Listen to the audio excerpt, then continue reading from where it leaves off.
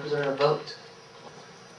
Ms. Geisman, I think you and I have talked about this before, but in the city right now we've got a redevelopment area called, is it the Cortex District? Yes, it is. And that's a very large area within the central corridor of the city. Okay, and right in the middle of this district we have the Renoco Coffee Company. That is correct. And would we all agree that they have been a good citizen for the city of St. Louis? We would. They have taken very good care of the property.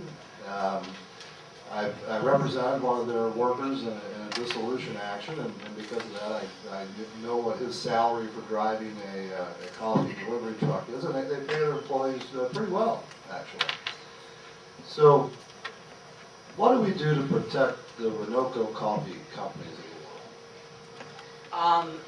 That is, I think, a really good example of how the public process works to tailor redevelopment plans and redevelopment ordinances so that businesses like Renoco are protected.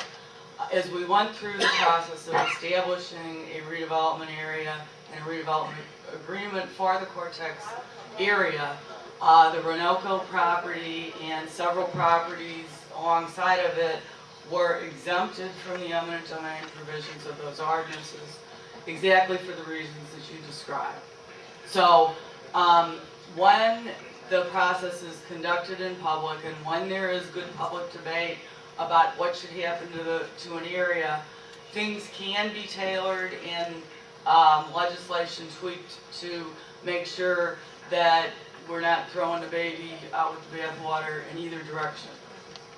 And who in the city exactly has the final say to, for instance, carve Renoco out of the Cortex redevelopment project? Well, that would be our Board of Aldermen, 28 people who were elected by constituents throughout the city.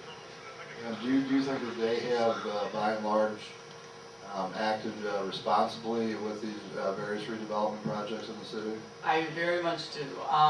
In many cases, owner-occupants are exempted from the provisions of eminent domain in the legislation so that redevelopment can focus on absentee landlords, problem property owners, slumlords, and the things that are causing neighborhoods a problem. So it's not like we're out there passing, a bill a week that takes a whole area and says use eminent domain on it. These things are very carefully considered and the legislation tailored to address specific issues. Is there any potential right now that an alderman could abuse somehow the procedures we have in effect right now?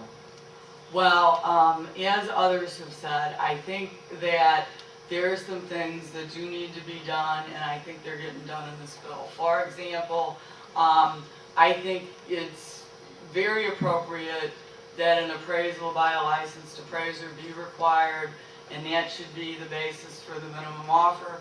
I also believe that it's very appropriate that a person who is getting condemned gets the proper notice, and that an occupant, particularly an owner-occupant of a property, gets enough time to move out of the property instead of being told, get out in 5 days, okay? So I think that while I do not believe that we abuse eminent domain in the city, I think there is potential for abuse, and I think that this bill will correct some of that potential.